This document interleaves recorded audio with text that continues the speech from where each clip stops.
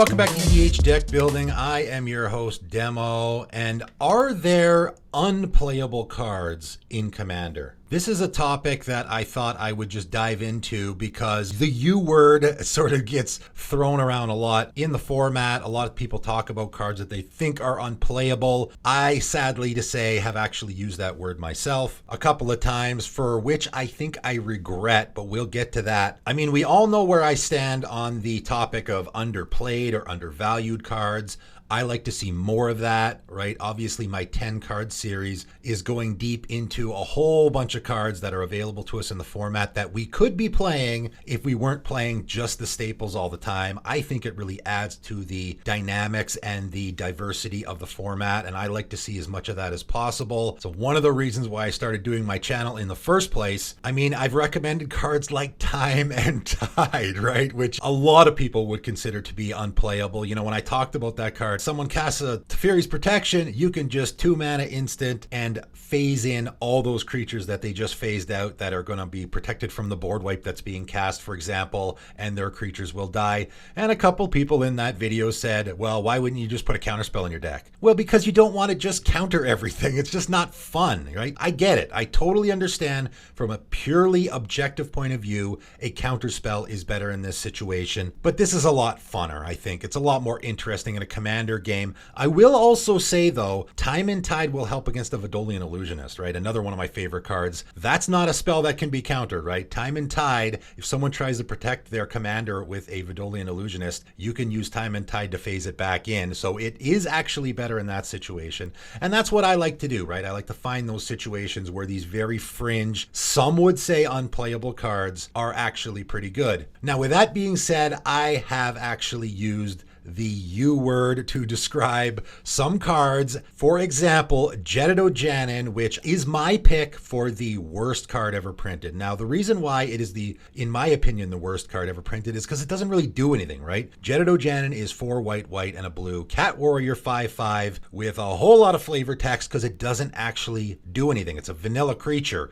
It is a 7-mana multicolored 5/5 vanilla creature. That is awful. Yeah, you can play it as your commander if you want to. If you want to do like a Azorius Cat Tribal or Warrior Tribal, maybe there's probably a lot better options for you. If you want to do those kinds of things, you can just do it as a janky thing, right? You can also do it as a, hey, look, my commander is completely unthreatening and I'm actually doing a really powerful strategy, but I don't want to draw attention to myself, so I'm going to play this as my commander, you know, as a strategic move, which I totally get. That's one of my fundamental dogmas when it comes to deck building in Commander is don't make yourself a target. So I get that, but you're playing Jedid O'Janin as your commander specifically for that reason, not because it's actually a good card, because it's specifically a terrible card. So there is that situation when it comes to cards that are unplayable, I think, is the ones where there's just no reason to play it, right? It's just a vanilla creature that doesn't do anything, so there's no reason to play that card. There's probably almost guaranteed to be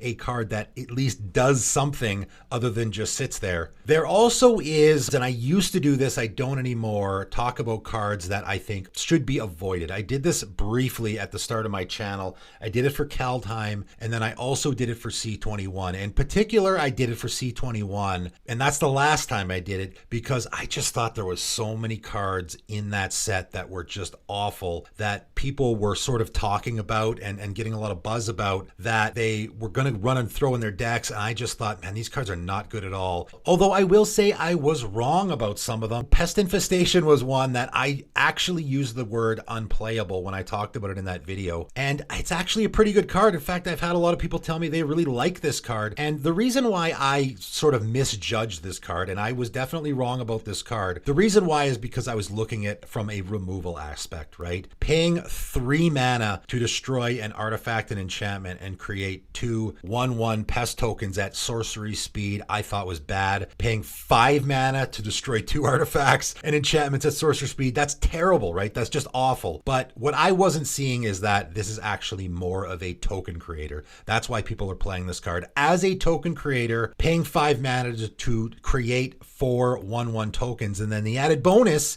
is I get to destroy 2 artifacts and or enchantments is actually pretty good, right? So I was actually wrong about this card. It's a pretty good card. It certainly isn't unplayable, and I really don't think there's hardly any cards at all that are unplayable unplayable in Commander because given the right situation, these cards can be good. However, that begs the question, are there any cards that are actually unplayable in the format? And well, I can think of one off the top of my head, and that's Battle of Wits. 3 blue enchantment at the beginning of your upkeep. If you have 200 or more cards in your library, you win the game. Now, oddly enough, this actually is in a couple of decks on EDHREC. I'm not sure why. If there was an unplayable card in Commander, this would be it because it literally does nothing. You can't have 200 cards in your deck. By definition, in the format, your deck has to have 100 cards. It can't have more than that. So this card literally does nothing in the format. It is really the only card I can think of off the top of my head that is actually unplayable because what it does nothing. So unless you want a 5-mana blue enchantment in play for some reason,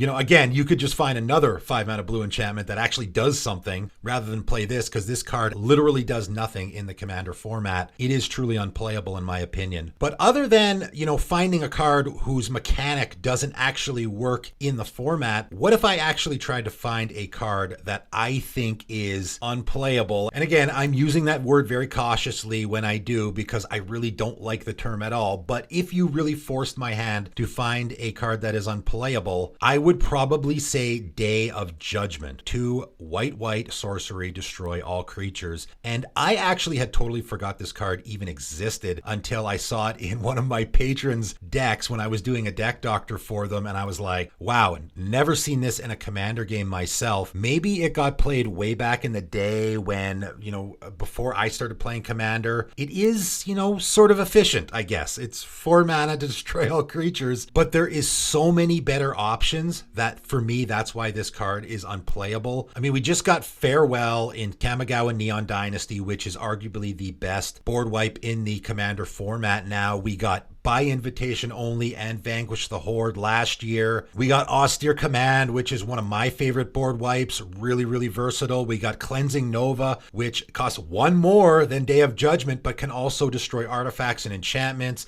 We have Doomscar, which you can foretell, and then it only costs 3 if cost is really an issue for you. You have another totally forgotten about board wipe, Hallowed Burial, which is a personal favorite of mine, which puts creatures on the bottom of their owner's library, which can be really fantastic in certain situations, gets around Indestructible, gets around dice triggers. It's a really great board wipe that it has been buried because of all the superior board wipes in the format now. I see no reason to ever play Day of Judgment. I really don't. And I'm sort of an expert when it comes to mono white board wipes. Even Wrath of God. Like, I never put Wrath of God in a deck. I get that it's 4 mana. If there is a very specific reason why you want to put a specifically 4 mana value board wipe in your deck, maybe you're just all about the being on curve and all that kind of stuff. For me, just the extra 1 mana to play, say, a Cleansing Nova or a Hallowed Burial is totally worth it in the Commander format, right? Again, I'm just talking specifically about the Commander format. I see no reason to ever put Day of Judgment in your deck unless you're going incredibly. You have to have at least 12 board wipes in your deck to play Day of Judgment, in my opinion.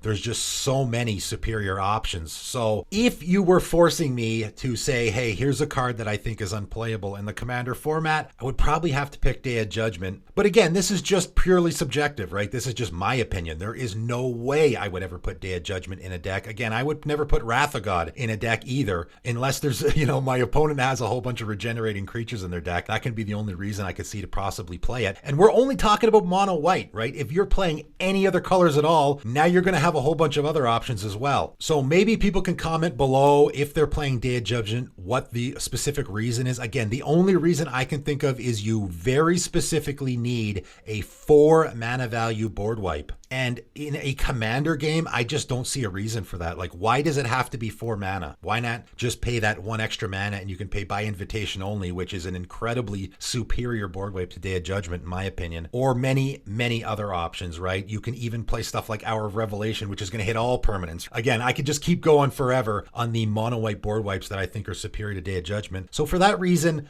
again, it's so buried under so many better board wipes. That's why it's unplayable. It's still a playable card. card. It's probably pretty good in other formats as well. But in Commander, the only reason why I would say maybe it's unplayable is because there's just so many better options above it that there's no reason why I would ever put it in a deck. But with that being said, I just really don't think there are any cards, with maybe a few exceptions, that are unplayable. I think that term gets used way too much. It gets thrown around a lot. Man, I hear people say cards like Acidic Slime and Ghostly Prison are unplayable. Like, what are you talking about? Those cards are great. They do stuff, right? If a card is doing stuff, if there's a box that has text in it where the card is actually doing something, how can that possibly be unplayable? It's playable in the situation of whatever that card is doing, right? So I really actually don't like the term unplayable. It gets thrown around way too much nowadays, I think, mostly because a lot of cards that used to get played, again, are sort of getting buried by the more powerful versions that have been coming out recently. And I totally get that. But just because there is a better option doesn't mean that that card becomes unplayable. It just means now you have another option to also put in your deck. Again, Day of Judgment, I'm only using that as an example because there is not just one or two better options.